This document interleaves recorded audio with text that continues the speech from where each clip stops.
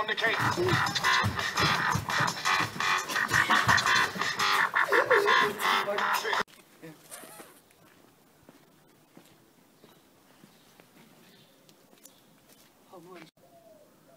Det her, det er Ben Olsens Hummer.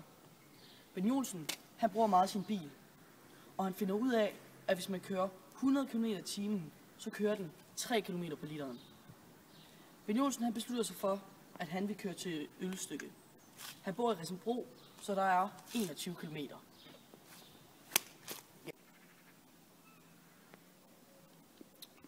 Den her Hummer, den skal køre på motorvejen hele vejen. Og Ben Olsen, han har udregnet, at hvis han kører 100 km/t, så kører den 3 km på literen. Og der er motorvej hele vejen, så den kører 100 km hele vejen. Den bruger 7 liter. Som I kan se her, så er der en funktion, som fortæller, hvor meget han kører på literen.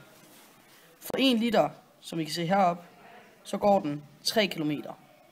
For 2 liter går den 6 km, og på 3 liter går den 9, og på 4 går den 12.